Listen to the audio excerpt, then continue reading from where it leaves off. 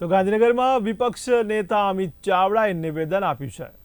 ત્યારે છેલ્લા કેટલાય વર્ષથી સરકારે નવી પરંપરા ઊભી કરી છે તેમ અમિત ચાવડાએ જણાવ્યું। ત્યારે અનેક બાબતો છુપાવવા કેગના અહેવાલ અંતિમ દિવસે આપવામાં આવ્યા તેવું પણ અમિત ચાવડાએ જણાવ્યું છે। ત્યારે રાજ્યના ભ્રષ્ટાચારની પોલ ન ખુલે તે માટે અંતિમ દિવસે રજૂ કરી રહ્યા છીએ તેવું પણ તેમણે જણાવ્યું। ત્યારે સરકાર નિષ્ફળતાને છુપાવવા માટે આ અહેવાલ અંતિમ દિવસે મૂકી રહી છે તેવું અમિત ચાવડાએ જણાવ્યું છે। તો મહત્વના સમાચાર ગાંધીનગરથી કહી શકાય। ત્યારે ગાંધીનગર ખાતે વિપક્ષ નેતા અમિત ચાવડાએ નિવેદન આપ્યું જેમાં છેલ્લા કેટલાય વર્ષોથી સરકારે નવી પરંપરા ઊભી કરી છે તેવું તેમણે જણાવ્યું હતું। ત્યારે અનેક બાબતો છુપાવવા કેગના અહેવાલ અંતિમ દિવસે રજૂ કરાયા તેવું અમિત ચાવડાએ નિવેદન આપ્યું છે। ત્યારે રાજ્યના ભ્રષ્ટાચારની પોલ ન ખુલી જાય તે માટે અંતિમ દિવસે આ અહેવાલ રજૂ કરાયો છે તેવું તેમણે જણાવ્યું હતું।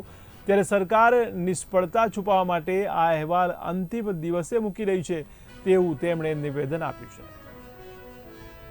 છેલ્લા કેટલાય વર્ષોથી સરકારે જે નવી પરંપરા ઊભી કરી છે કે સરકારના વહીવટને છુપાવવા માટે ભ્રષ્ટાચાર ગેરરીતિઓને જે મેળાપીપણું થઈ રહ્યું છે, જે ગ્રાન્ટોનો દુર્વ્યય થઈ રહ્યો છે કે ગ્રાન્ટોને ડાયવર્ટ કરવામાં આવી રહી છે, એ બધી જ બાબતો છુપાવવા માટે કેગનો અહેવાલ છેલ્લા દિવસે મુકાયો।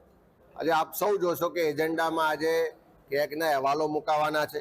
ગઈકાલે તકેદારી આયોગ છે ને બીજા અનેક આયોગો છે કે જેના અહેવાલો આવે તો સરકારની જે વહીવટી નિષ્ફળતાઓ છે, વહીવટી જે એમના ભ્રષ્ટાચારો ચાલે છે, એ બધું જ ઉજાગર થાય।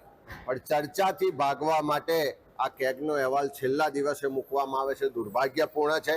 જો પહેલા દિવસે મૂકવામાં આવ્યો હોત તો પ્રજાના ચૂંટાયેલા તમામ 182 પ્રતિનિધિઓ એ અહેવાલ જાણી શકે, વાંચી શકે અને આખા વહીવટી તંત્રમાં જે પ્રજાના ટેક્સના પડસેવાના પૈસા છે એ યોગ્ય જગ્યાએ વપરાય છે કે કેમ, યોગ્ય જગ્યા સુધી પહોંચે છે કે કેમ, ક્યાં ગેરવહીવટ થાય છે, ક્યાં ભ્રષ્ટાચાર થાય છે, કોણ જવાબદાર છે, એ બધી જ ચર્ચા થઈ શકી હોત। પણ સરકાર પોતાની નિષ્ફળતા, ભ્રષ્ટાચાર ને ગેરવહીવટ છુપાવવા માટે છેલ્લા દિવસે આ અહેવાલ મૂકી રહી છે।